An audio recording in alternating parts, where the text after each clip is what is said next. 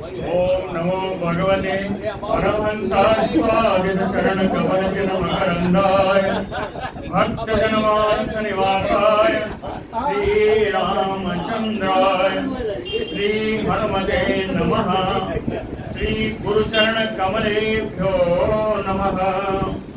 श्री सीतानाथ समारंभां श्री रामानंदार्य मध्यमाम् अस्मदाचार्य पर्यन्तां वंदे गुरु परंपरां। श्री वृंदावने अपि कृतयामुनगांग संगम श्री राधा मुकुंद युगलं तत अहं नमामि। नारायणं नमस्कृत्य नरं चैव नरोत्तमं देवीं सरस्वतीं व्यासं ततो जयमुदीरयेत्। निगम कल्पतरोर्गलितं फलं सुखमुखात् अमृतद्रव संयुतं पिबत भागवतं रसमालयं मुहुरहो हरसिका भुवि भावुकाः।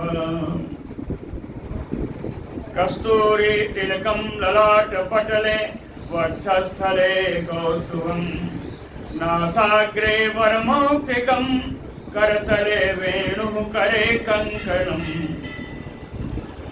सर्वांगे हरिचंदनं सुललितं कंठे च मुक्तावली। गोपस्त्री परिवेष्टितो विजयते गोपाल चूड़ामणि। जय सुखदेव मुनि सवर यदुपतिदास अनन्य। जयति वादरायण चरण करण मोहि जगधन्य। भक्ति भक्त भगवंत गुरु चतुर्नाम बपु एक। इनके पद वंदन किए नासै विघ्न अनेक। बोलो श्री वृंदावन बिहारी लाल की जय। क्रिया योग का ही वर्णन चल रहा था। भगवान की पूजा कैसी करनी चाहिए, उसमें आसन की कल्पना हुई थी। आसन कैसा होना चाहिए, आसन के आसपास में कितने देवता लोगों की स्थापना कैसी होनी चाहिए, अभी वो अपूर्ण है, चल रही है।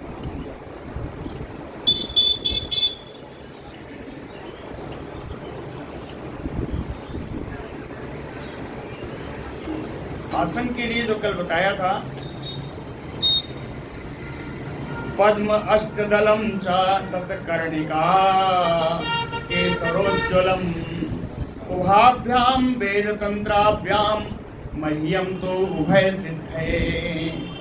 जो आसन धर्म आदि चार कोने, 9 शक्तियाँ देवी के रूप में 9 शक्तियाँ तो आसन पर विराजमान हैं, उनके बीच में एक अष्टदल कमल है।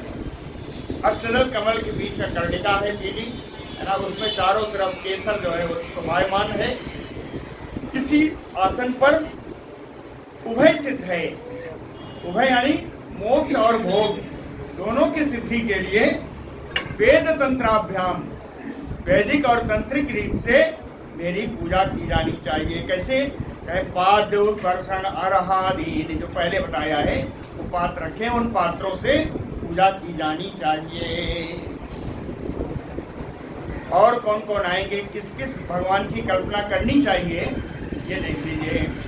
सुदर्शनम पांचजन्यम गदा असि सुधनुहलां कुशलम कौस्तुभम मालां श्रीवत्सं च अनुपूजयेत। भगवान के अष्ट आयुध, 8 आयुधों की कल्पना करनी चाहिए। सुदर्शनम, सुदर्शन चक्र, पांचजन्यम, पांचजन्य शंख, गदा, कौमुदकी गदा है, असि भगवान का खड्ग, ईसु बाण, धनु धनुष, हल मूसल, हलान मूसलम।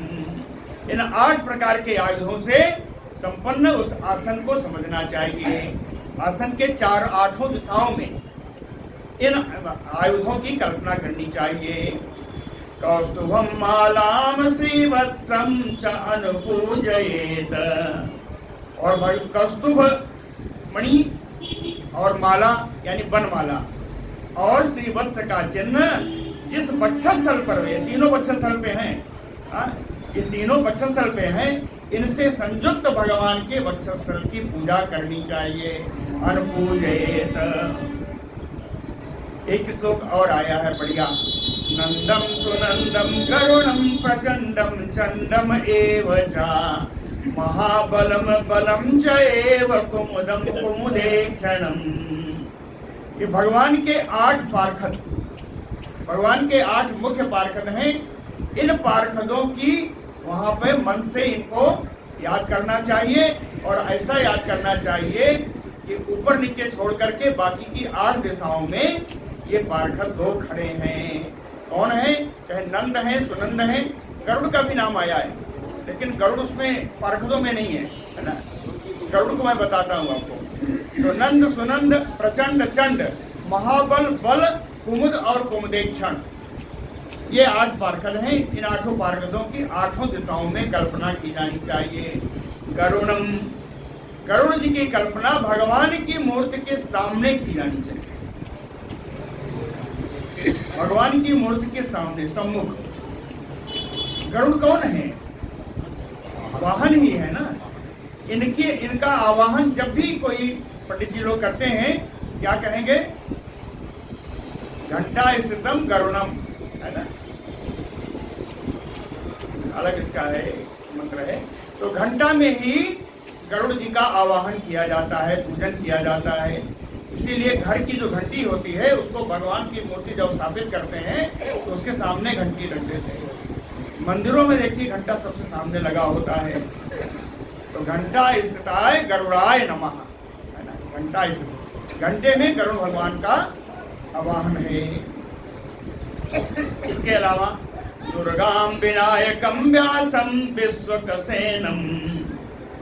दुर्गा जी, विनायक यानी गणेश भगवान, व्यास जी और विश्वकसेन, इन 4 की 4 दिशाओं में इनकी कल्पना की जानी चाहिए। गुरुदेव की कल्पना करनी चाहिए। वो कहाँ? भगवान से पश्चिम, भगवान के बाएं, भगवान के बाएं गुरु जी की कल्पना की जानी चाहिए। सुरान, इंद्र आदि 8 लोकपालों की कल्पना की जानी चाहिए। इनकी भी कल्पना 8 दिशाओं में होगी। सुरान स्वे स्वे स्थाने, अपने अपने स्थान पर इन 8 लोकपालों की अपनी अपनी दिशा है। उन्हीं दिशाओं में इनकी कल्पना की जानी चाहिए। अभिमुखान पूजयेत प्रोक्षणादिभिः, प्रोक्षण आदि मंत्र पात्रों के द्वारा उनके सम्मुख जा करके, उठ करके, जहाँ जहाँ इनका कल्पित है, उनका स्थान बना है, वहां पर जाकर के इनका प्रोक्षण आदि से इनकी पूजा की जानी चाहिए।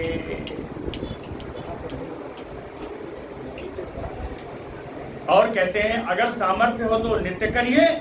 अभी जो बताने जा रहे हैं, कहते हैं सामर्थ्य हो तो नृत्य करिए, और नहीं सामर्थ्य हो तो पर्व के दिन पर अवश्य करिए।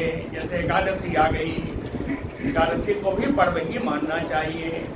एकादशी का तो भगवान के मज्जन में बड़ा महत्व है ना। आज कोई कुछ भी ना करे तो कम से कम भगवान को आपने जहाँ रखा है उनका वस्त्र आदि आज के दिन अवश्य बदल दें, है ना, एकादशी को।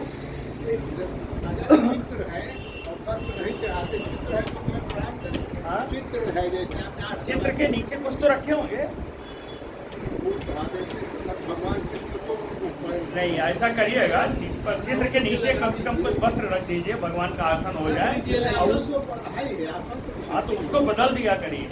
उस पर एक चादर लगाएगा ना, अगर आसन अगर गद्दा है तो उस पर एक चादर लगाओ, तो उस चादर को बदल के दूसरा कर दीजिए। 2 रखिए कम से कम, एक 15 दिन में एकादशी को बदल दिया जाए, है ना, ऐसा करना चाहिए।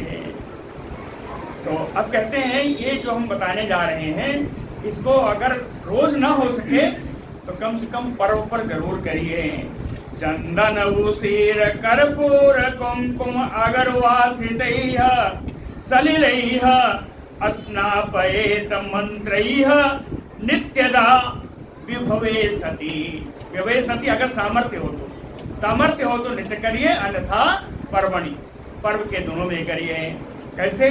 कहे चंदन है, खस है, कपूर है, केसर है, अर्गजा है, इन सबसे बढ़िया सुगंधित जल, इन सबसे बढ़िया सुगंधित करिए जल को जल में डालिए और उस सलिलई से, उस जल से, सलिलई स्नापयेत, सलिल से, इस जल से, सुवासित जल से भगवान को स्नान कराना चाहिए। कहे मंत्रैः, मंत्र पढ़ते हुए, मंत्र कौन सा है वो भी आगे बताते हैं। मंत्रैः, इन मंत्रों से भगवान का नित्य स्नान कराना चाहिए। नित्य ना हो तो पर्व पे जरूर हो। विभवे सती, विभवे सती का लिखना मतलब है यदि सामर्थ्य हो तो, सामर्थ्य न हो तो कम से कम पर्व पे जरूर करिए। स्वर्ण घरमानुवाक्तेन वाक्येन महापुरुष विद्यया, मंत्र कौन है? कहे महापुरुष विद्या का मंत्र है, जो स्वर्ण घरमान वाक्येन शुरू होता है। यहाँ से स्वर्ण का, यहाँ से लेकर के जहाँ तक ये महापुरुष मंत्र है वहाँ तक आप करिए, इस मंत्र से करिए। या पौरुषेण अपि सूक्तेन, पुरुष सूक्त से करिए, पुरुष सूक्त से 16 श्लोक है इसमें। पौरुषेण अपि सूक्तेन, इस समय भी कुछ न कर पाए तो राजन आदि भी साम भी, राजन आदि करके जो श्लोक है, जो मंत्र है सामवेद का, उसका गान करिए। स्नान हो गया, वस्त्र उपवीत आभरण, पत्र स्रग गंध लेपनैः अलंकुर्वीत। स्नान के बाद वस्त्र पहनाइए, यज्ञोपवीत पहनाइए, आभरण जो आभूषण है भगवान का, माला आदि वो पहनाइए, पत्र बेलपत्र आदि जो भी हैं वो दीजिए, स्रग यानी फूलों की माला, फूलों की माला पहनाइए, गंध यानी चंदन, चंदन आदि जो लेप हैं उन सबको उनसे लगाइए। ये सब कैसे लगाइएगा? कहे यथोचितम मद भक्तो सब प्रेम, प्रेम पूर्वक, भक्ति पूर्वक, जैसा जिन भगवान को जो उचित हो। किसी को पत्र नहीं चढ़ता तो न चढ़ाइए, बेल पत्र नहीं चढ़ेगा, तुलसी पत्र चढ़ेगा। तो जो पत्र चढ़ना हो यथोचितम, यथोचितम है, और मत भक्तो सब प्रेम अलंकुर्वीत, प्रेम से भगवान को सजाना चाहिए। इन सब चीजों से, वस्त्र से, जनेऊ से, है ना, आभूषणों से, और इन सब चीजों से भगवान को बढ़िया से सजाना चाहिए। अलंकुर्वीत सब प्रेम, फिर हर जगह जहाँ जहाँ भगवान का आपने कल्पना की है, पाद्यम आचमनीयम च, सब जगह ये नहीं करेंगे तो सब जगह क्या करिए? कहे पाद्यम आचमनीयम च, पाद्य डालिए, अर्घ्य डालिए, आचमन का जल डालिए 3 बार, गंधम, चंदन लगाइए, सुमनसो अक्षतान, फूल डालिए, अक्षत डालिए, धूप दीप उपहार्यानि, धूप दीप और जो नैवेद्य रखे हो वो भी थोड़ा थोड़ा हर जगह लगा दीजिए। तद्यात में श्रद्धया अर्चका, इस प्रकार श्रद्धा पूर्वक उपासक मुझको ये सब समर्पित करे, यही पूजा है। नैवेद्य बढ़िया लगाना चाहिए, नैवेद्य बढ़िया लगाना चाहिए। भगवान को सबसे बढ़िया भात बड़ा पसंद है ना, इसलिए खीर का भोग लगाना चाहिए, भगवान को बहुत पसंद है, खीर का भोग भगवान को बहुत पसंद है। कहे गुड़ पायस, गुड़ से बढ़िया खीर बनाइए, है ना, गुड़ पायस, सरपीसी घी, सरपी माने घी, उसके अलावा सुसुकुल्या पूड़ी, है ना, सुसुकुल्या कूप, पुआ, मालपुआ, मालपुआ, मोदकान, लड्डू, सैयाव, सैयाव जानते हैं? हलवा है, हलवा, हलवा, सैयाव, दही, दही रखिए, सूपांश, सूप माने दाल, है ना, सूप दीजिए, नैवेद्यम सति कल्पयेत। इस प्रकार सुंदर नैवेद्य भगवान को कल्पित करना चाहिए, चढ़ाना चाहिए। नैवेद्य से भगवान का भोग लगाना चाहिए। गुड़ पायस सर्पीसी ससकुल्या पूप मोदकान संयाव दधिसु पांचा नैवेद्यम सति कल्पयेत। भगवान के पास खड़े रहिए तो एकदम ऐसे हाथ बांध के ना खड़े रहिए। कहते हैं अभियंग्योन मर्दन। हाँ, ऐसे ऐसे भगवान का ऐसे दबाते रहिए, भगवान का मर्दन करते रहिए। आप बढ़िया लगे कि हम ऊर्टन लगा रहे हैं, तेल लगा रहे हैं, ऐसी भावना होनी चाहिए। अभियंग्योन मर्दन, आदर्श भी लगेगा। अभी उसका बात बताते हैं। कहे दंत धावा अभिषेचनम। भगवान के भी दांत को धोने की कल्पना करनी चाहिए। कुछ नहीं देख जल डाला कि भगवान का दातून हो गया। अभिषेचनम, बढ़िया चरणामृत आदि से जो है भगवान का अभिषेक भी करना चाहिए। अन्नादि अगीत, जब सब बढ़िया भगवान सज जाए तब आदर्श का काम आता है। आदर्श का मतलब होता है दर्पण, शीशा।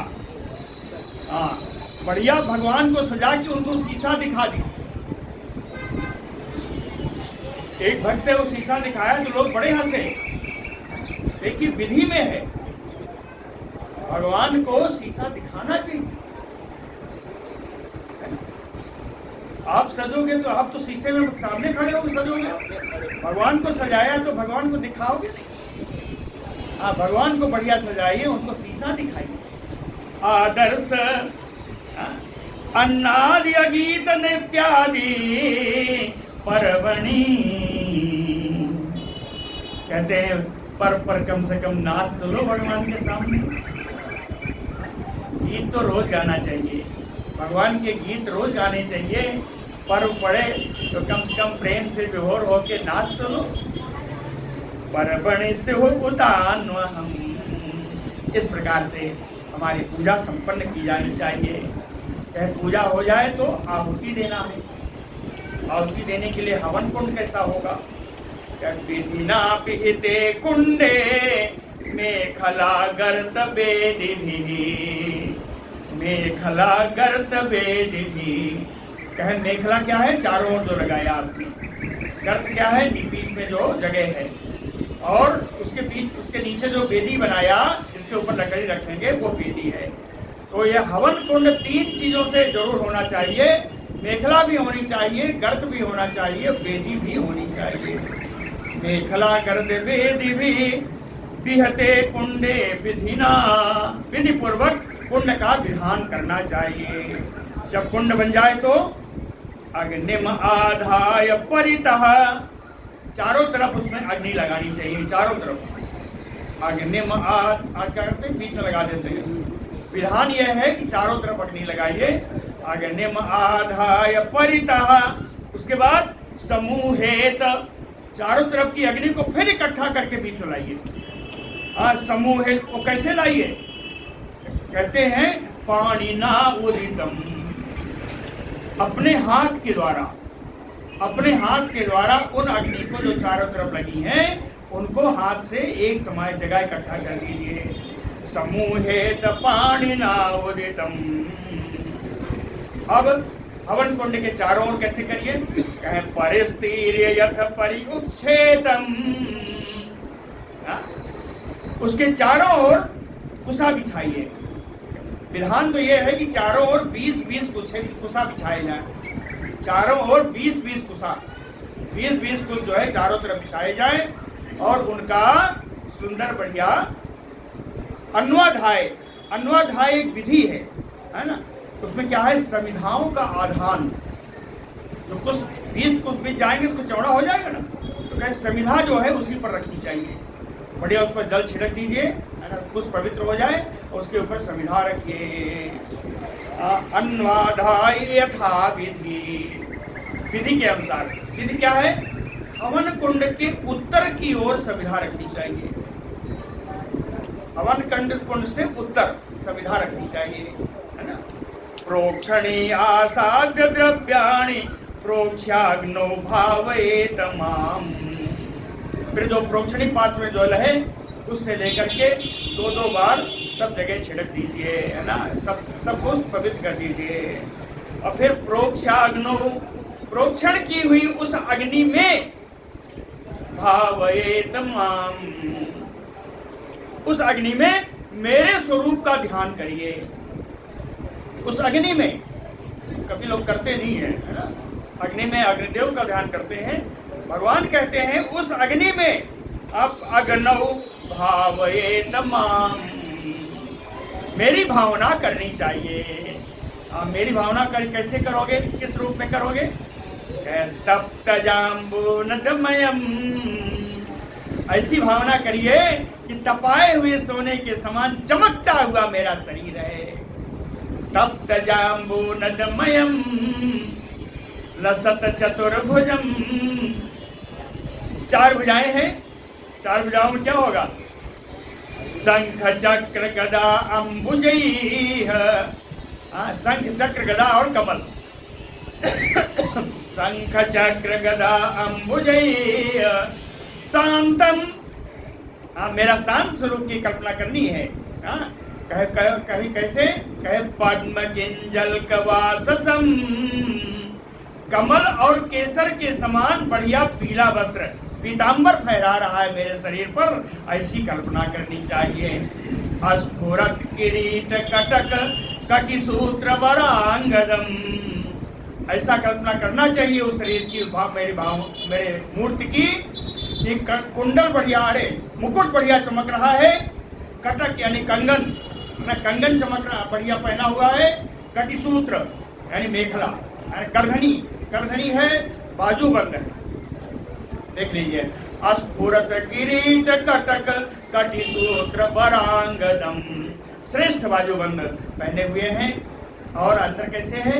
वक्षस्थल श्रीवत्स वक्षसम, वक्षस्थल पर श्रीवत्स का चिन्ह है।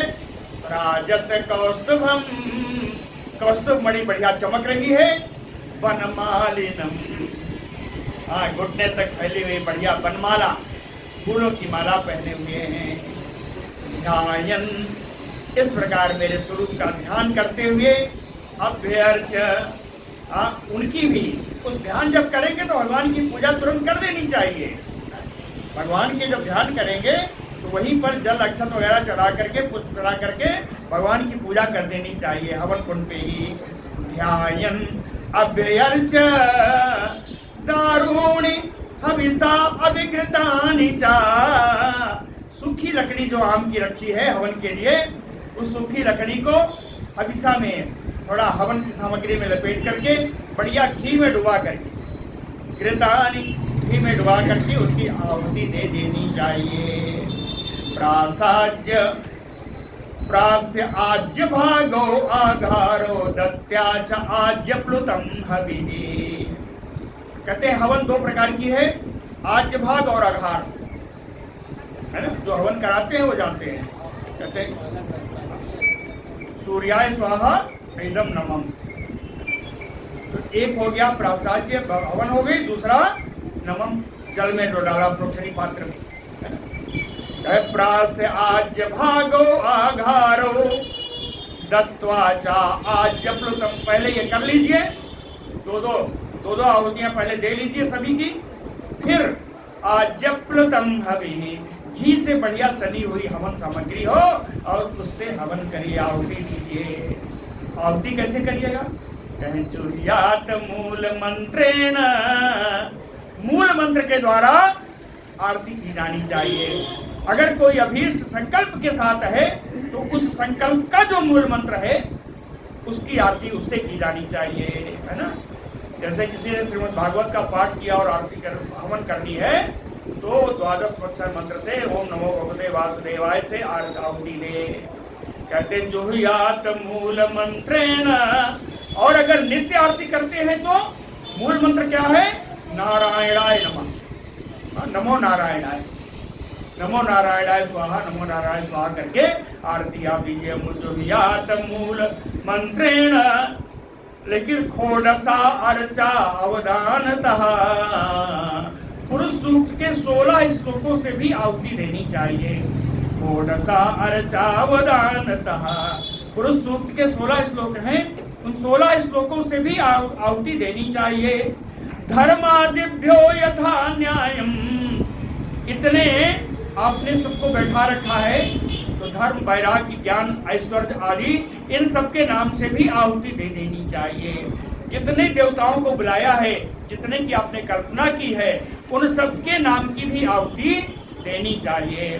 धर्मादिभ्यो यथा न्यायम मंत्रैः सुइष्टकृतं बुधः, विद्वान लोग इष्टकृत का यानी जितने भी आपके इष्ट देव हैं, जितने भी आपने आवाहित देव हैं, समस्त आवाहित देवेभ्यो, समस्त इष्ट देवेभ्यो स्वाहा कुर्यात, करना चाहिए।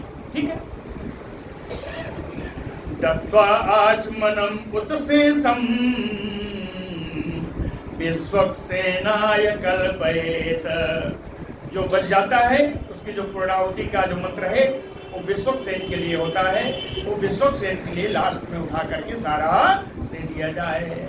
अंतिम में क्या करते हैं, 5 सुपारी रख के जितनी शकल है वो देते हैं। वो क्यों है, कहे मुखवासम सुरभिमत, वो मुखवास दिया जाता है अग्निदेव को या अग्नि में स्थित भगवान को, है ना। तांबूल आदि जो दिया जाता है वो मुखवास के लिए है। मुखवासम सुरभिमत तांबूलम अथ यदा अथ अर्हेत, 5 सुपारी रख करके अंतिम में दे देनी चाहिए। आपने देखा है जो अच्छे कर्मकांडी हैं वो 5 सुपारी पर रख कर आहुति और हवन की सामग्री पहले निकलवा लेते हैं, फिर विश्वक्सेन को समर्पित कर देते हैं और अंत में इसको डालते हैं, पान वाला डालते हैं, है ना। उपगायन गृणन नृत्यन कर्माणि अभिनयन, एक रुक गया था। अभ्यर्च्याथ नमस्कृत्य, वही सोच रहा था कहाँ चला गया, श्लोक छूट गया था बीच में। अभ्यर्च्याथ नमस्कृत्य, हवन करने के बाद बढ़िया वहां पे नमस्कार करिए। पार्षदेभ्यो बलिम हरेत, इन 8 पार्षदों को जो आपने आह्वान किया है इनके लिए बलि वहां देनी चाहिए। उड़द की दाल की बलि होती है ना, उड़द के खड़े उड़द से बलि इनको दी जाती है पार्षदों। 3 पार्षदों को बलि भी देनी चाहिए। अमूल मंत्रम जपेत ब्रह्म अस्मरत नारायणात्मकम, भगवान नारायण का स्मरण करते हुए मूल मंत्र नमो नारायणाय से कम 1 माला का जप वहीं कर लेना चाहिए। उपगायन, मेरे लीला चरित्रों का गान करना चाहिए। गृणन नृत्यन, बढ़िया सुंदर नृत्य आदि करना चाहिए। खूब उत्सव मनाना चाहिए, उत्सव मनाना चाहिए, लिखा है जी। कर्माणि अभिनयन, मेरी लीलाओं का अभिनय करना चाहिए, मेरी लीलाओं का अभिनय, नाटक करना चाहिए। जो भगवान कृष्ण लीला रामलीला होती है कहीं उस प्रकार लीला भी करिए।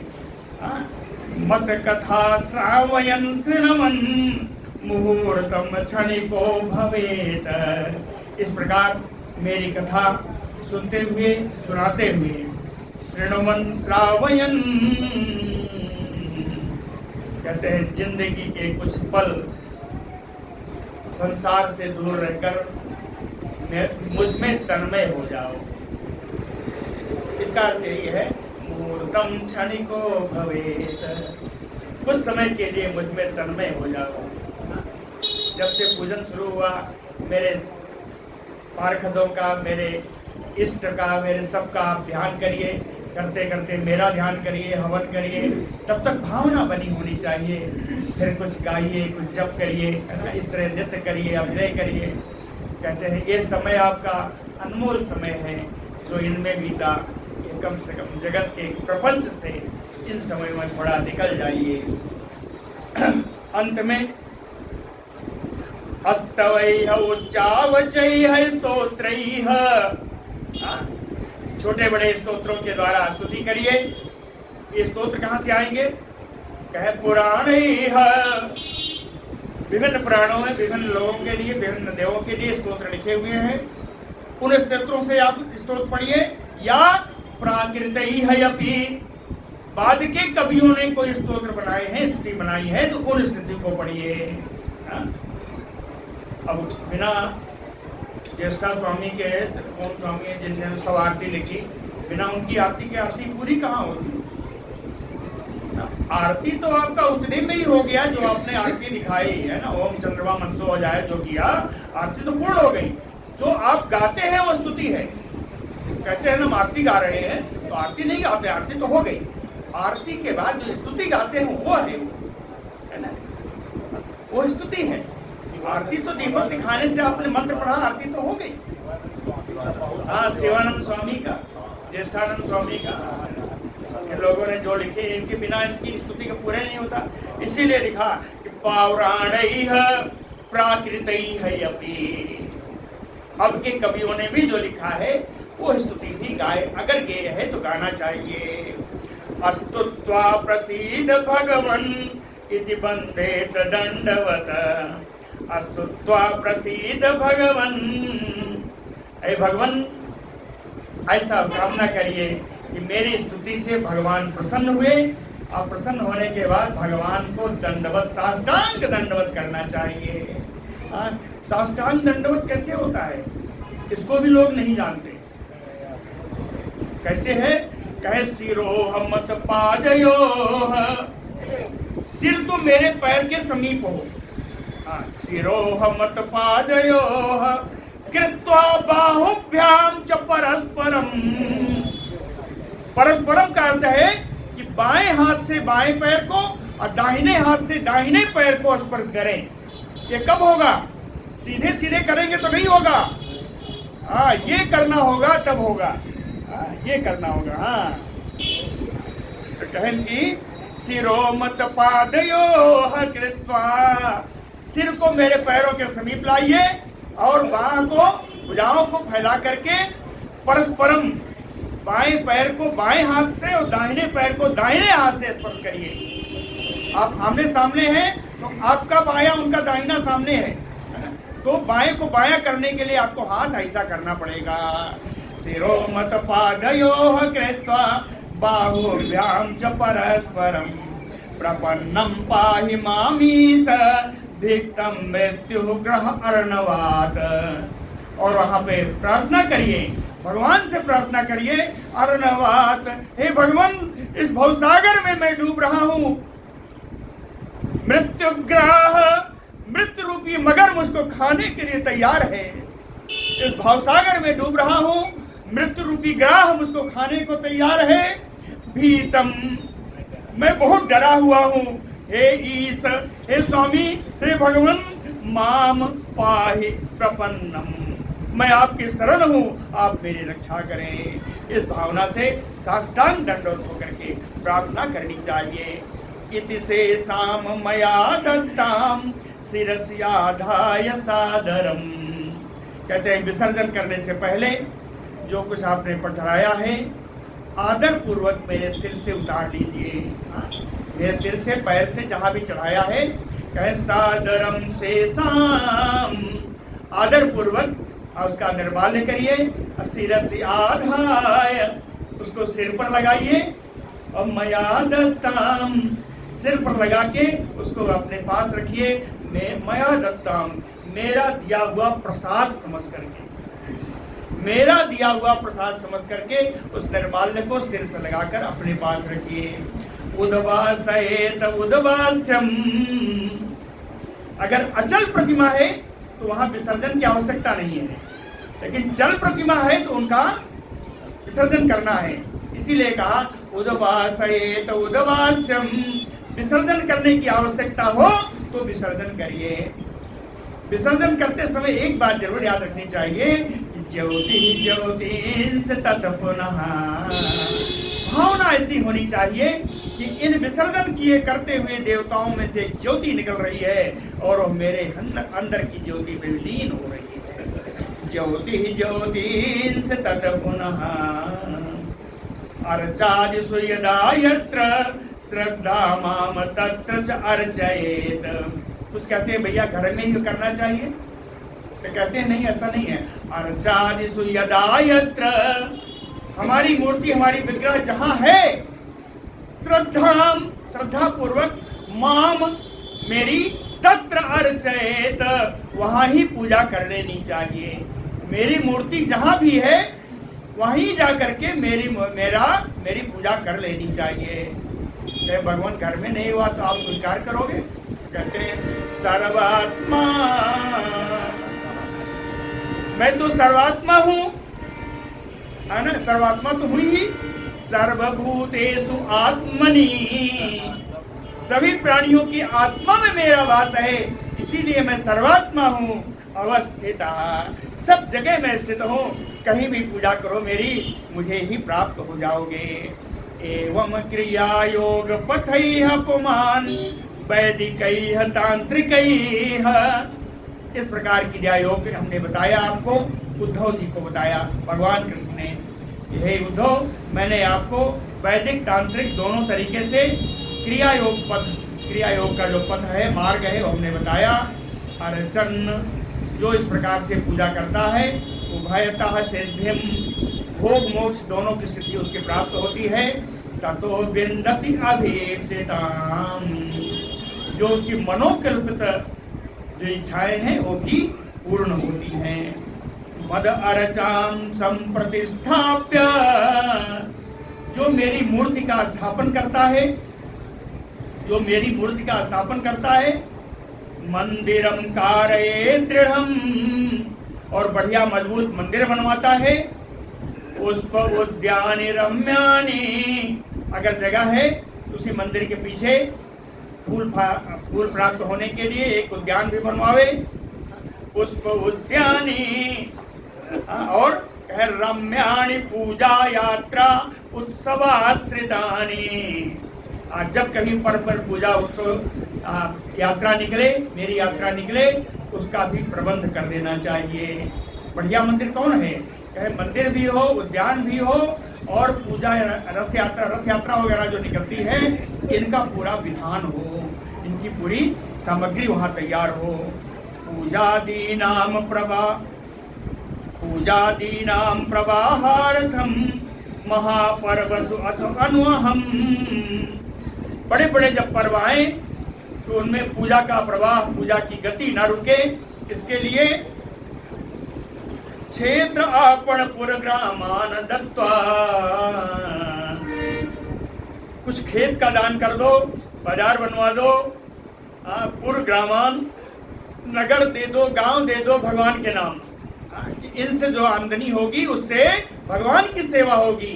क्षेत्र आपण पुरग्रामान दत्वा, और जो इन सबको देता है, कहे मत सार्ष्टिमताम इयात, उसको मेरे ही समान ऐश्वर्य प्राप्त होता है।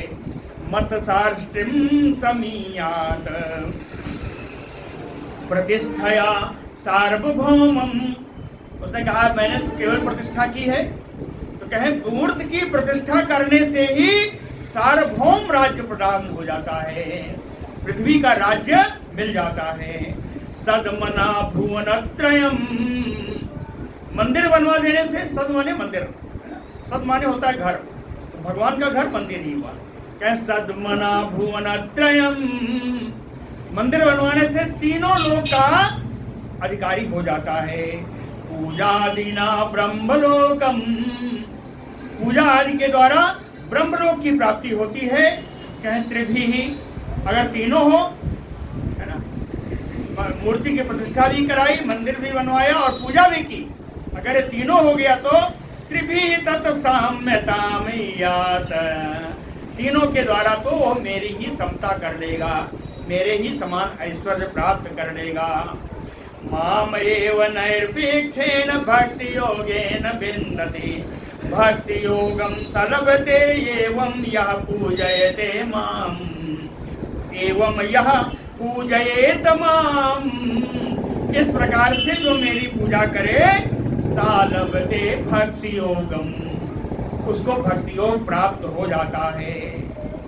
अब भक्ति योगेन नैर्पेक्षेण, भक्ति योग के साथ अगर उसका निरपेक्ष भाव आ जाए, भक्ति योग के साथ अगर निरपेक्ष भाव, यानी किसी से कोई अपेक्षा ना हो, ऐसा भाव आ जाए तो माम एव विंदन्ति, वो मुझे ही प्राप्त कर लेगा। माम एव विंदति। एक दोष भी लिखा है, कहे यह स्वदत्ताम परैह दत्ताम हरेत सुर विप्रयोह वृत्तिम। जो व्यक्ति सुरैह विप्रैह देवताओं के और ब्राह्मणों को स्वदत्ताम परैदत्ताम अपने द्वारा दी गई या दूसरों के द्वारा दी गई वृत्तिम जा हरेत जीविका का हरण कर लेता है। जो व्यक्ति अपने द्वारा दी गई या दूसरों के द्वारा दी गई ब्राह्मण और देवताओं की जीविका का अपहरण कर लेता है, सा अयुतायुतम बरसानाम बिटभुक, वो करोड़ों करोड़ वर्षों तक बिट भोगी हो जाएगा। कर तु सारथे है तो अनुमोदित एव चा। कहते हैं कर तु सारथे है। प्रतिष्ठा आज में बहुत सारे लोगों की आवश्यकता पड़ती है। एक व्यक्ति अगर पूरा न कर पाए तो कहते हैं करने वाले की सहायता करनी चाहिए। कर तु सारथे है। आप प्रभु साहब कब से कह रहे हैं ना, भैया जो है ना पूर्णाहुति है कि करना है, इसके लिए आप लोग दान दीजिए। वही लिखा है, कर तु सारथे है। तो करने वाला अगर समर्थ नहीं है या समर्थ है तो भी उसकी सहायता करनी चाहिए। अनुमोदित हो, कम से कम सहायता ना करो तो ये तो ना कहो कि ढोंग रच रहा है, उसका अनुमोदन करना चाहिए। कहते हैं कर्माणि भागिनः प्रेत्य, अनुमोदन करने वाला भी, इस कर्म में सहायता करने वाला भी, इनको मरने पर इस कर्म का भाग प्राप्त होता है। प्रेत्य कर्मणाम भागिनः। अब सवाल आता है किसको कितना भाग मिलेगा, तो इसमें लिखा है भूयो भूयसि तत्फलम। जो जितना करता है उसको उतना फल मिलता है। भूयो भूयसि तत्फलम, जो जितना करता है उसको उतना ही फल मिलता है। यही है क्रिया योग। बोलो भक्तवत्सल भगवान की जय। श्री भगवान उवाच पर स्वभाव कर्मणि न प्रशंसेत न गर्हेत विश्वम एकात्मकं पश्यन् प्रकृत्या पुरुषेण च। भगवान कहते हैं कि इस संसार में दो चीजें हैं, एक प्रकृति, दूसरा पुरुष। प्रकृति क्या है, जो हम लोग हैं। पुरुष क्या है, भगवान है। या दूसरे शब्दों में ले लीजिए, प्रकृति क्या है, दृश्य है, और पुरुष दृष्टा है। तो दृष्टा और दृश्य से इस जगत के दो भाग हैं, एक दृष्टा है, दूसरा दृश्य है ना। प्रकृत्या पुरुषेण, लेकिन विश्वम एकात्मकं पश्यन्, जो परमार्थ तत्व को जानने वाले हैं वो तो इस विश्व को अद्वैत भाव से देखते हैं। ये कहते हैं इसमें द्वैत कहाँ, इसमें दृष्टा नहीं है, इसमें द्वैत भाव नहीं है, अद्वैत भाव से विश्व को देखते हैं। इसलिए पर स्वभाव कर्माणि, दूसरों का स्वभाव, किसी का गुस्सैल वाला स्वभाव है, किसी का मृदु स्वभाव है, किसी का मीठा है, किसी का तीखा है। कहे पर स्वभाव, दूसरों के स्वभाव, कर्माणि, और स्वभाव जनित कर्म, दूसरे का स्वभाव और स्वभाव जनित कर्मों की न प्रशंसेत न गर्हेत, उसकी प्रशंसा भी नहीं करना चाहिए, उसका निंदा भी नहीं करना चाहिए। समझ में आया? पर स्वभाव कर्माणि, दूसरे के स्वभाव के, दूसरों के कर्मों की न प्रशंसा करनी चाहिए, न निंदा करनी चाहिए। अभी इतने नहीं है, आपको ज्यादा लगेगा। कहे पर स्वभाव कर्माणि यह प्रशंसति निंदति, दूसरों के स्वभाव के, दूसरों के कर्मों की जो प्रशंसा करता है या निंदा करता है, दूसरों के स्वभाव के, दूसरों के कर्मों की जो प्रशंसा करता है या निंदा करता है, सा आसु भ्रस्यते स्वार्थात, वो अपने परमार्थ से भ्रष्ट हो जाता है, वो अपने परमार्थ से ही भ्रष्ट हो जाता है। असत इति निभेसिता, क्योंकि ये सब असत है, ये सब अनित्य है, इनकी कोई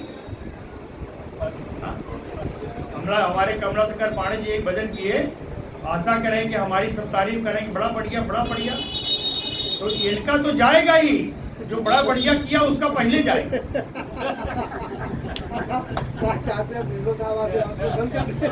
बिल्कुल बंद करना चाहिए ये, न प्रशंसेत न गरेत, न प्रशंसा करनी चाहिए न निंदा करनी चाहिए। तेजसे निद्रया आपन्ने, तेजस, तेजस क्या है? रजोगुण, रजोगुण से उत्पन्न इंद्रियां, रजोगुण से, रजो अहंकार से, है ना, तेजस अहंकार से ही उत्पन्न होती है इंद्रियां। तेजस अहंकार से उत्पन्न हुई इंद्रियां कहते हैं निद्रिया आपन्ने। अगर ये इंद्रियां निद्रावस्था में चली जाएं, अगर ये इंद्रियां निद्रावस्था में चली जाएं तो पिंडस्थो, तो उस पिंड में स्थित जीव, उस शरीर में, उस इंद्रियों में स्थित जीव नष्ट चेतना, उस जीव की चेतना नष्ट हो जाएगी। रजोगुण के हाथ से, राजस अहंकार से उत्पन्न, या राजस को ही तेजस अहंकार कहते हैं, तेजस अहंकार से उत्पन्न इंद्रियां यदि निद्रावस्था में चली जाती हैं तो उस पिंड में स्थित जीव की चेतना नष्ट हो जाती है। स्वार्था अरे तद्वत नानार्थ दृक्पुमान, नष्ट होगी तो सोया हुआ सा हो जाएगा ना। कहे स्वप्न देखेगा, नाना अर्थ दृक्पुमान स्वप्नवत, कहे स्वप्न आएगा, अनेक प्रकार के दृश्य देखेगा, कल्पना करेगा, कहाँ गए, स्वप्न में ही पता चला कहीं और पहुंच गया। नाना अर्थ दृक, बहुत जगह पहुंचेगा, तो कहते हैं देखते देखते एक समय आएगा फिर उस निद्रा में प्रसुप्ति अवस्था को पहुंच जाएगा, लीन हो जाएगा, सो जाएगा। तो कहे प्राप्नोति मृत्यु, वही सोना मरना कहते बराबर है ना। कहे प्राप्नोति मृत्यु, वही मृत्यु है। अब ये तो ऐसे बताया, ये बाद में लिख दिया मायाम, ये सब माया है, ये सब माया है। इसका आप जीवन में आप कैसे लाएंगे? कहे देखिए, राजस अहंकार से उत्पन्न हुई इंद्रियां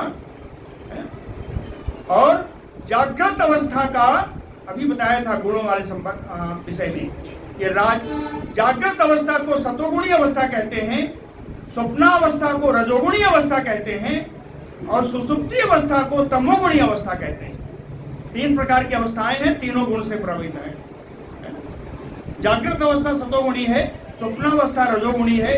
इसीलिए कहा कि रजोगुणी इंद्रियां जिस समय निद्रा में चली जाएंगी उस समय स्वप्नावस्था को पहुंच जाओगे। स्वप्नावस्था यही रजोगुणी अवस्था है और यही रजोगुणी अवस्था का अतिरेक होने पर ये तमोगुणी बन जाएगी और आप सुसुप्ति अवस्था में चले जाओगे। तो ये जो स्वप्न आदि हैं, कहेंगे ये विषय है, सांसारिक विषय हैं। सांसारिक विषयों का सेवन करते करते आप अज्ञान की ओर ही चले जाएंगे। अज्ञान ही मृत्यु है। मृत्यु और अज्ञान में ज्यादा फर्क नहीं है। आपने देखा है कभी किसी को कहा इसकी बुद्धि खराब हो गई या बुद्धि काम नहीं कर रही है, तो कानूनी दृष्टि से वो मरा हुआ होता है। कोमा में गया हुआ व्यक्ति, कोमा में गया हुआ व्यक्ति को मरा मान करके डिसीजन दे दिया जाता है, निर्णय दे दिया जाता है ना। दो प्रकार की मृत्यु होती है, एक शारीरिक मृत्यु, दूसरी बौद्धिक मृत्यु। तो यह जहां अज्ञान भावी हो जाएगा वो आपकी बौद्धिक मृत्यु, उसी को कहते हैं। किम भद्रम किम अभद्रम वा द्वैतस्य अवस्तुनः कियत, द्वैतस्य अवस्तुनः, कहते हैं मैं तो कहता हूं कोई वस्तु में द्वैत भाव है ही नहीं। अगर किसी वस्तु में द्वैत भाव नहीं है तो किम भद्रम किम अभद्रम, ये अच्छा है वो खराब है ऐसा कहने का अवसर ही कहाँ है। सारी वस्तुएं एक ही हैं, तो उनमें अच्छा बुरा कहां से आया? जब द्वैत भाव आएगा तभी अच्छा बुरा का ज्ञान होगा। तो कहते हैं अद्वैतस्य अवस्तुनः, किसी भी वस्तु में द्वैत भाव करना ही नहीं चाहिए। अगर द्वैत भाव नहीं तो अच्छा बुरे का सवाल ही नहीं, प्रश्न ही नहीं। कह वाचोदितम मनसा ध्यातमेव च, इन वस्तुओं को, जिन वस्तुओं में अद्वैत भाव हम कह रहे हैं ये वस्तु एक ही है, इन वस्तुओं का वर्णन वाणी के द्वारा किया जा सकता है। वाच उदितम, वाणी के द्वारा किया जा सकता है। मनसाध्यातम, मन के द्वारा उसका विचार किया जा सकता है। तत् अनृतम, लेकिन ये सब माया ही है, ये सब झूठ ही है। सांसारिक वस्तुओं को झूठ ही, अनृत ही, मिथ्या ही मानना चाहिए। एक उदाहरण और दिया, कहें छाया प्रत्यवाय आभासा, जैसे परछाई है, प्रतिध्वनि है, प्रतिध्वनि, परछाई है, प्रतिध्वनि है, आभास, किसी वस्तु का किसी वस्तु में आभास है ना। उदाहरण बताएं, सीप में चांदी का आभास, चांदी नहीं है लेकिन सीप में चांदी का आभास होता है।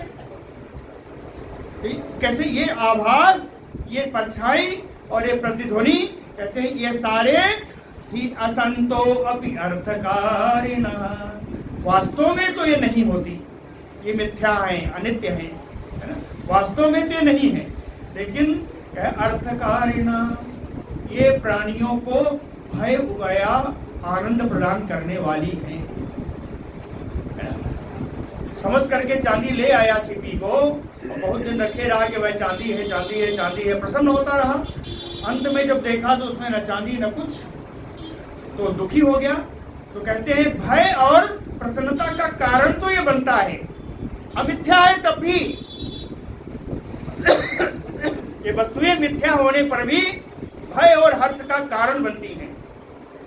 एवं उसी प्रकार से देहादयो भावा यच्छन्ति आमृत्यतो भयम, देह आदि में, शरीर आदि में जो हम भाव करते हैं कि ये हमारा शरीर है, बढ़िया है, नहाओ धो, उसको रंग फुले लगाओ, इतर फुले लगाओ, है ना, बढ़िया से सजाओ। कहते हैं ये शरीर अनित्य होते हुए भी इस शरीर की सजावट होती है, जानते हुए भी कि शरीर को मरना है, फिर भी इसको लोग मानते हैं। तो कहते हैं ये मानना कब तक रहेगा?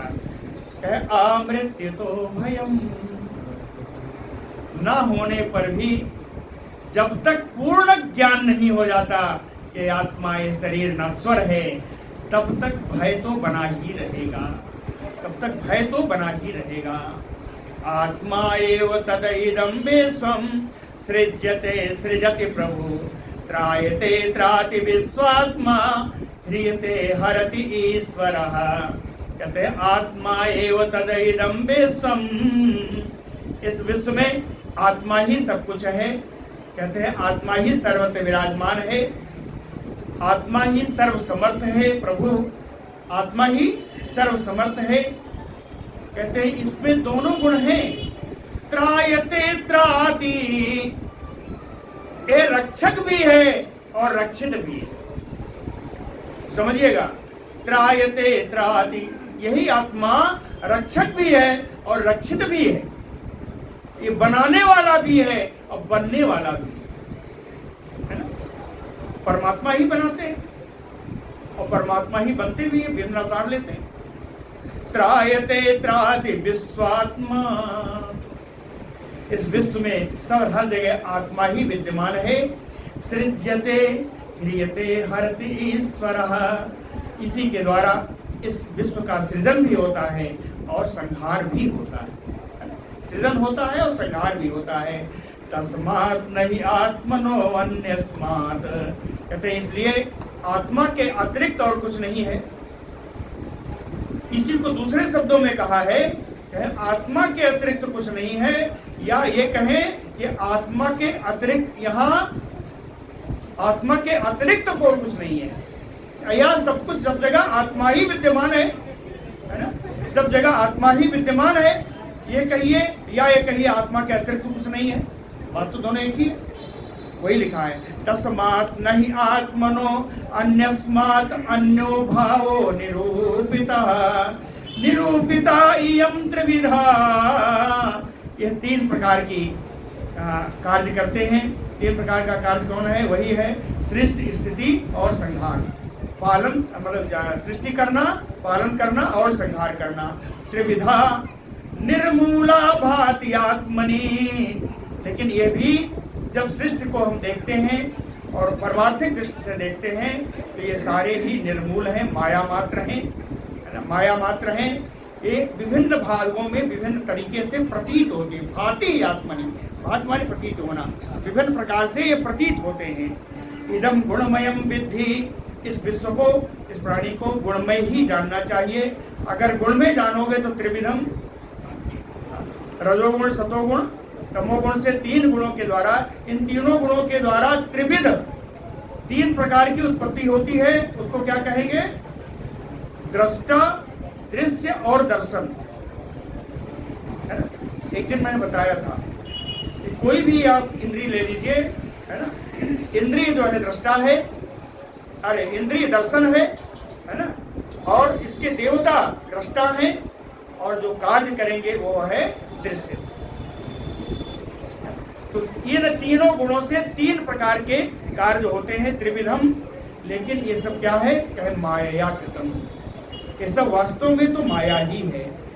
इसलिए भगवान कहते हैं ये उद्धव जी, एतत् विद्वान मत उदितम ज्ञान विज्ञान नैपुणम। कहते हैं ज्ञान और विज्ञान की निपुणता, ज्ञान और विज्ञान की बढ़िया किस प्रकार प्रयोग किया जाए। मत उदितम, मैंने आपको बता दिया कि आत्मा में ज्ञान और विज्ञान कैसे प्राप्त करना है। आत्मिक ज्ञान, परमार्थिक ज्ञान कैसे प्राप्त करना है, ज्ञान विज्ञान को, यह मैंने आपको बता दिया। विद्वान, जो विद्वान व्यक्ति है, इन परमार्थ को जानने के बाद, ज्ञान विज्ञान को जानने के बाद, ना निंदति ना अस्तौति, ना निंदा करेगा ना स्तुति करेगा। लोके चरति सूर्यवत, इस संसार में सूर्य के समान समभाव से विचरण करेगा। सूर्य तो नहीं कहता यहाँ किरण कम डालो, वहाँ किरण ज्यादा डालो, ऐसा नहीं। समभाव से सूर्य की किरणें हर जगह पड़ती हैं। तो इसी प्रकार इस परमार्थ को, ज्ञान विज्ञान को जान करके किसी की ना स्तुति करो ना किसी की निंदा करो, सूर्य के समान समदर्शी होकर के इस पृथ्वी पर विचरण करो। प्रत्यक्षेण अनुमानेन निगमेन आत्मसंविदा, है ना, प्रत्यक्षेण अनुमानेन निगमेन आत्मसंविदा। आदि अंतवत असत ज्ञात्वा निसंगो विचरेतैहि। अंत में भगवान ने उपदेश दिया श्री उद्धव जी को। उन्होंने कहा प्रत्यक्षेण अनुमानेन, प्रत्यक्ष के द्वारा, अनुमान के द्वारा, निगमेन शास्त्र के द्वारा, आत्म संविदा आत्म अनुभव के द्वारा, आत्म अनुभव के द्वारा चार चीजें बताई हैं। आप प्रत्यक्ष के द्वारा, अनुमान के द्वारा, है ना, शास्त्रों के द्वारा या आत्मानुभव के द्वारा, आत्म के अनुभव के द्वारा आपको इन सब चीजों को जान लेना चाहिए। लेकिन एक चीज तो जान ही लो, कहेंगे विश्व है क्या? आदि अंतवत, इस विश्व का आदि भी है, विश्व का अंत भी है। इसलिए विश्व क्या है? जिसका आदि और अंत है। जो अनादि नहीं है, जो अनंत नहीं है, वो तो परमात्मा नहीं हो सकता, वो अस्थाई नहीं हो सकता, है ना। इसके विश्व का आदि भी है, अंत भी है। इसलिए असत ज्ञात्वा, इसको अनित्य जान करके, इस विश्व को अनित्य जान करके, निसंगो, विषयों से अनासक्त होकर के, यह विचरेत, यहाँ पर इस पृथ्वी लोक पर विचरण करना चाहिए। इसी पर उद्धव जी को बड़ा संशय हुआ। उद्धव जी ने प्रश्न किया, प्रश्न सुन लीजिए, उत्तर कल बताएंगे। न एव आत्मनो न देहस्य संसृति दृष्ट दृश्ययोः। कहते हैं आपने बताया भी कि संसार दो प्रकार का है, एक दृष्टा है, दूसरा दृश्य है। न एव आत्मनो न देहस्य, कहते हैं यह दृष्टा और दृश्य न आत्मा है न शरीर है, न आत्मा है न शरीर है। अनात्मनः स्वदृशो ईश, आत्मा तो स्वधिक है, स्वयं प्रकाश है, जबकि शरीर प्रकाशक है, प्रकाश्य है। किसी प्रकाशक के द्वारा जो प्रकाशित हो वो है प्रकाश्य। आत्मा स्वयं प्रकाश है, जबकि शरीर प्रकाश्य है। कस्य स्यात् उपलभ्यते, फिर भी ये विश्व है तो विश्व है किसका, ये बता दो। कहते हैं न आत्मा का न शरीर का, तो विश्व है किसका, ये बता दीजिए। आत्मा अव्ययो अगुणः शुद्धः स्वयं ज्योति अनावृता। कहते हैं आत्मा के गुण हैं कि आत्मा अव्यय है, अविनाशी है। अगुण आत्मा निर्गुण है। शुद्धः आत्मा शुद्ध है। स्वयं ज्योति ही आत्मा स्वयं प्रकाश है। अनावृतः आत्मा पर कोई आवरण नहीं है। इसके विपरीत शरीर नाशवान है, शरीर गुणों से भरा हुआ है, शरीर विशुद्ध है और अशुद्ध है, शरीर प्रकाश्य है और शरीर विभिन्न प्रकार के आवरणों से घिरा हुआ है। तो आत्मा और शरीर एक दूसरे से दोनों बिल्कुल विपरीत हैं। तो अब अग्निवत दारुवत चिद्देहः, जैसे जो अग्नि जलती है लकड़ी में, वो अग्नि तो आत्मा है, और दारू जो लकड़ी जल रही है जो अपने को नाश कर देगी वो शरीर है। अग्नि जल रही है, अग्नि का नाश नहीं होगा, अग्नि फिर दूसरे जगह जलेगी, लेकिन वो लकड़ी का नाश हो जाएगा। कहे वो जो अग्नि जल रही है वो आत्मा है, जो लकड़ी जो जल रही है जो अपने को नाश कर रही है वो शरीर है। तो अग्नि को आत्मा मानना चाहिए और जलती हुई लकड़ी को शरीर मानना चाहिए। अगर ऐसा है तो जन्म मृत्यु का चक्कर किसके लिए है? कस्य ही संस्कृति ही, ये जन्म मृत्यु का चक्कर भगवान किसके लिए है, ये आप बता दो। इन प्रश्नों का उत्तर कल बताऊंगा। ये परमार्थ निरूपण है ना, उसका बताऊंगा, थोड़ा कठिन है। बोलो भक्तवत्सल भगवान की।